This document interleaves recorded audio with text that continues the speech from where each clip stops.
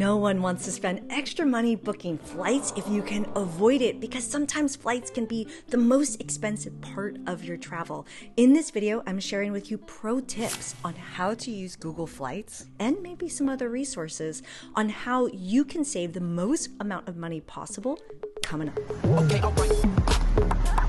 And if you're new here, yo, I'm Christine Lozada with Where in the World is CL, and I make travel videos every week to help you get up, get out, and go travel. So if you like to travel, consider subscribing. I'm going to share with you my pro tips for using Google Flights to get the cheapest flight possible. And I'm not talking about flying red-eye or doing a 3-leg flight. I'm talking about saving the most amount of money within the desirable dates and places that you want to fly. So in this video, I'm going to share with you top tips for booking domestic and international flights, showing you a way that you might be able to plan your trip if you need a little bit of travel inspo, because oftentimes flights can be the most expensive part of your trip, and you might want to choose your destination based off of a cheaper destination. So let's dive straight in. Starting with using more than one airport. And too many people just choose one airport when you could potentially look for a few all at once. So let's give an example of when I'm flying, which is I usually fly from South Florida. I'll usually fly out of Fort Lauderdale Airport, and I'm trying to go to San Diego because I'm doing this cool race through the desert in a 4x4. And instead of just choosing Fort Lauderdale, it's actually really close to Miami. So where might you be near? Maybe you fly out of JFK, but you want to check LaGuardia and Newark also. So for me, I'm going to add, using the plus side, Miami Airport, and maybe, I don't know, just cause I'll add Orlando Airport as well. And then I sometimes fly out of West Palm Beach. So now I have 4 options of where it's going to show me flights out of, but I only want to fly into San Diego. The second thing to know is when you click on the dates. When you click on the dates, it's automatically showing you a calendar of what the prices look like, and I'll show you a few different ways to look at it. The best way to always start looking at your flight is your most ideal first. Start with what the price is, and then we will backtrack into more ways to finding ways to reduce that price. And so for me, I have October 10th through 24th. Those are my most ideal dates. And it just so happens that actually those are pretty inexpensive dates. So we're gonna keep that as is for now before we jump into other things. And I'm gonna click search. And there's a couple things for you to know about this page. The first is it's going to serve you up what's quote unquote best. It doesn't mean cheapest, it just means best. And best means the lower flight times. So it's not like a 10-leg flight, 36 hours to get across a country, for example.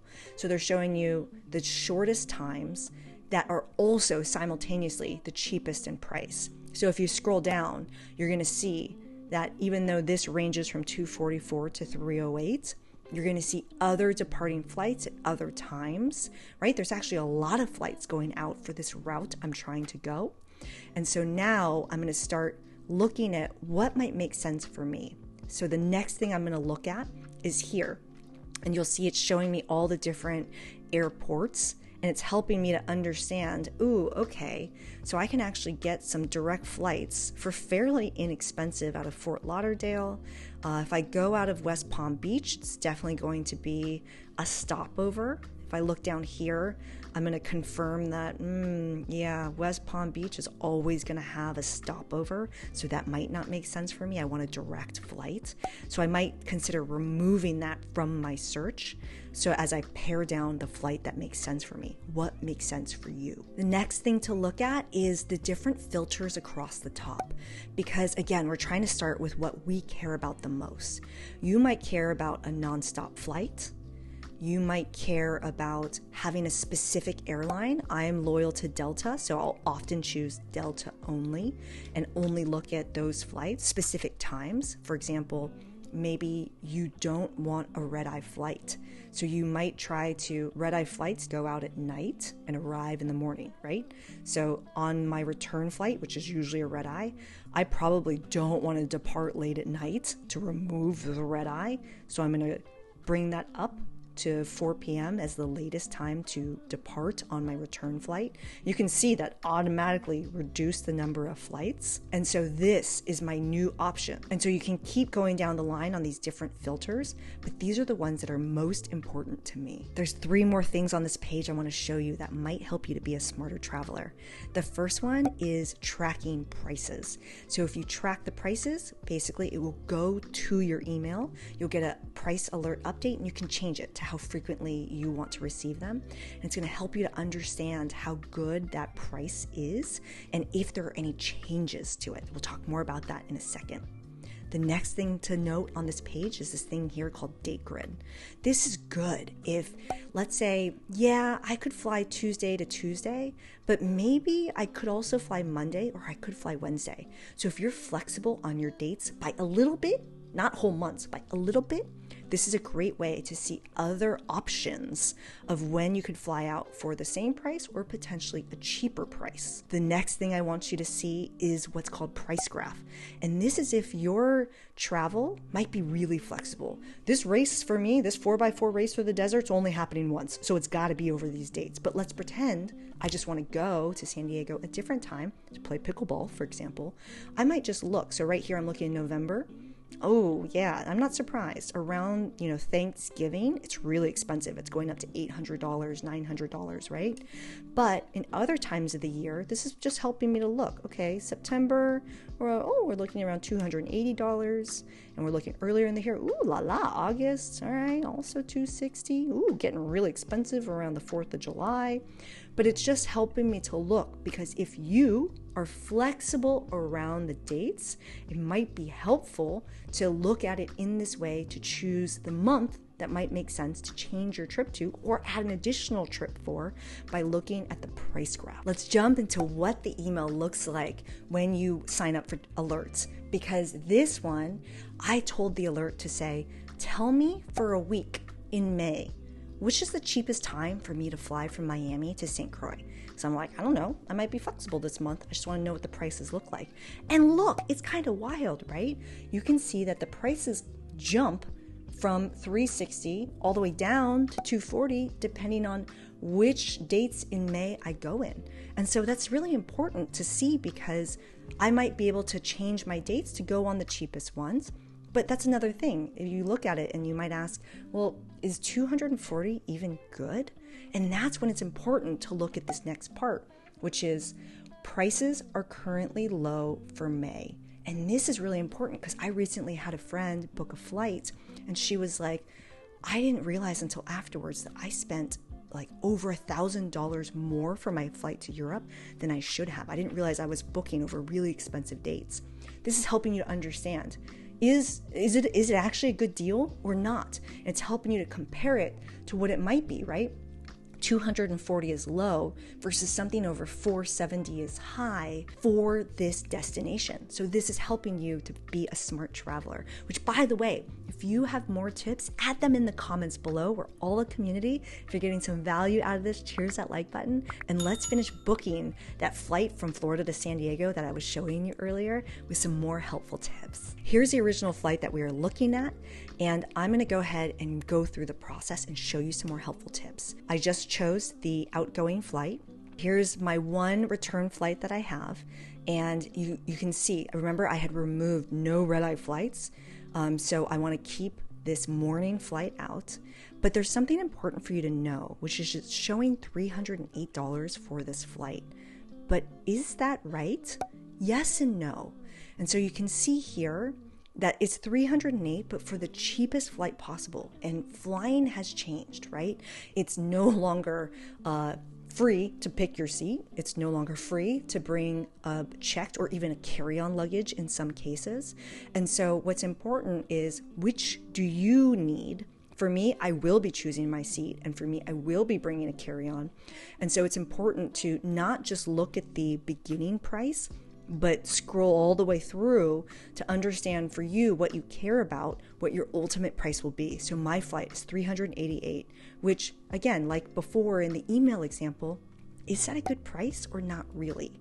And so I'm scrolling down to see what is that normally, right? And so $750 and up is really high for this route. You know, $425 to $750 is in the middle. I'm actually in the clear, so I'm probably not going to see a cheaper flight for this route.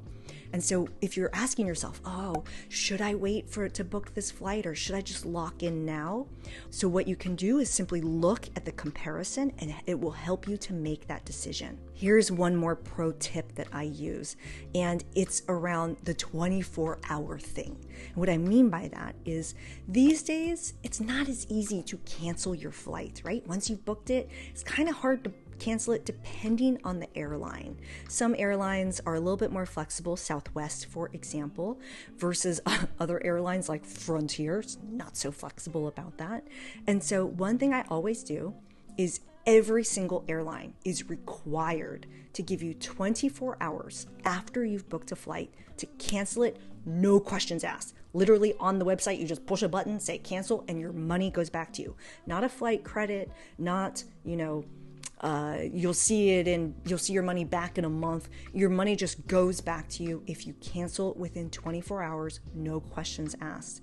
And so what I always do after I've booked and locked into a flight is just in case, I will check one more time the next day, because I have a friend in the airline industry and her sole job each day is to just check competitive pricing and then change the flight prices, because flight prices are all based on demand, on season, on et cetera, et cetera.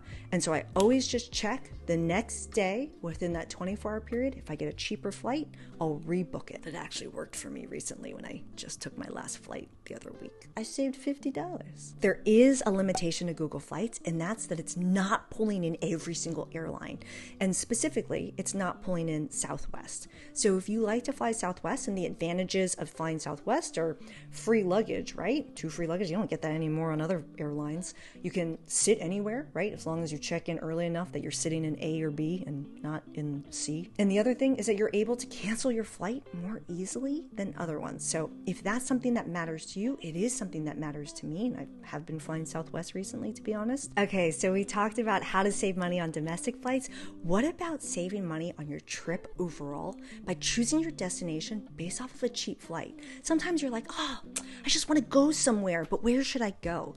This has helped me with a lot of inspiration. So let's jump back in, and instead of going to the flights, go to the top left menu bar and go to what's called Explore.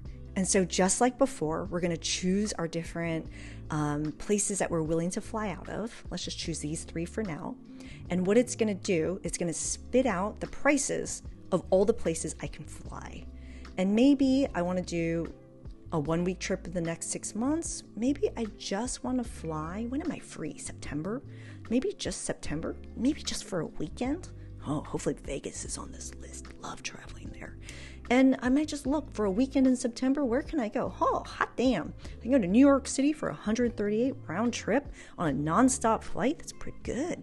And so this is helping me to get some inspo of where I can go. I know. You're like, Christine, I don't want to go domestically. Where else can I go? Move the map, just like Google Maps, because it is Google Maps. Where else can we go? And again, right, just like before, it's helping us to discover new destinations. Ooh, maybe I'll go to Machu Picchu, $632. Wow, you can go all the way down to Rio for $398. Hot damn. All right, so it's helping for me to get some inspo. You can simply scroll around the world and see what your options are, change around the dates in a way that works for you. Maybe you're not flexible, and that's fine. You can go specific dates, right?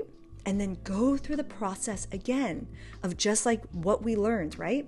Choose your destination and then try to find some dates that work for you. Yes! Don't forget, you have a full blog post below if you need more helpful tips to supplement what you learned today. Add your tip in the comments below if you have more helpful tips. I'm Christine Lozada. Connect with me on social, and I'll see you in the next one. Ciao.